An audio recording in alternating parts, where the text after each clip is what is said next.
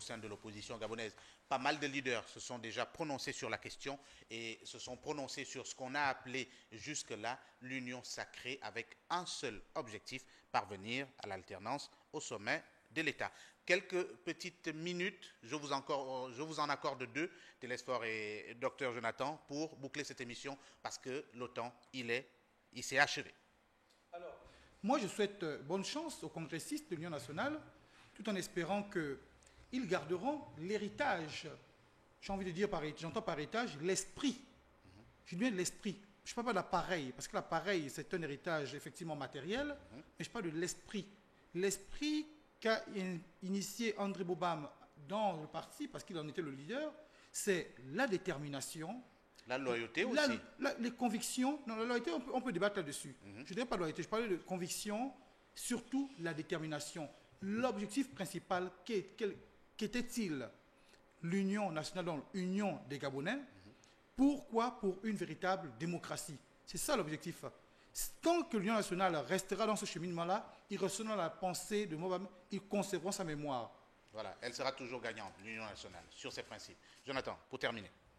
Bon, que dire pour terminer, si ce n'est souhaiter un très bon congrès aux militants de l'Union nationale, en même temps demander à ces militants et à la hiérarchie de ce parti de ne pas oublier deux des pères fondateurs, Pierre Claver Zangebom, parti avant, André Baobam, parti un peu après, et puis peut-être demander à cette hiérarchie de faire en sorte que les divergences qui se sont fait jour, que ces divergences soient aplanies et que l'Union nationale entame un processus de réconciliation avec un certain nombre de militants qui sont en déphasage avec les principes qui sont de mise actuellement dans ce parti selon eux.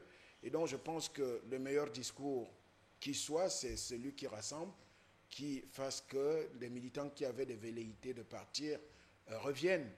Et je pense qu'un temps soit peu, ce parti qui tient tout le monde à cœur du fait ce qu'il a été créé par Pierre Claver Zangebom, par André Baobam, Jean Tutumgwa et Zachary Miboto, Jean Yegendon, que ce parti reste quand même un des plus importants, sinon le plus important de l'opposition gabonaise. Mais en même temps, nous disons bon congrès à l'Union nationale et qu'au soir du dimanche prochain, que nous ayons le bureau exécutif élu et que nous ayons peut-être ce candidat qui soit intégré dans le processus de l'élection présidentielle à venir. Surtout les résolutions. Jean Gaspard, le mot de la fin. Je vous remercie. Notre parti s'appelle Union nationale, le Gabon pour tous. C'est une maison ouverte. Il n'y a pas de clé, il n'y a pas de vigile. Tous ceux qui sont militants, sympathisants, ils viennent. On vient sans clé. Personne n'est obligé de venir et on ne refuse l'entrée à personne. Nous allons effectivement tenir le congrès. Je pense que ce sera un congrès important et intéressant. Notre pays vit cette année une année particulière qui interpelle chaque Gabonais. Nous avons besoin de faire les choses sérieusement.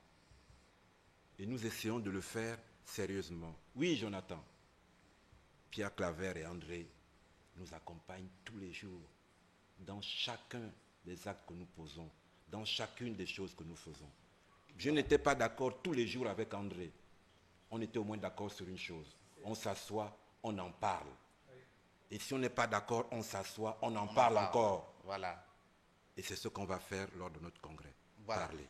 Alors, et comme les autres l'ont dit, hein, que, évidemment, la sérénité règne au cours des travaux de ce congrès. Et pour terminer, comme on le dit assez souvent, lorsque la porte de la cage reste ouverte, cela veut tout simplement dire qu'un matin, l'oiseau peut tout simplement regagner sa cage. Merci de nous avoir suivis. À bientôt.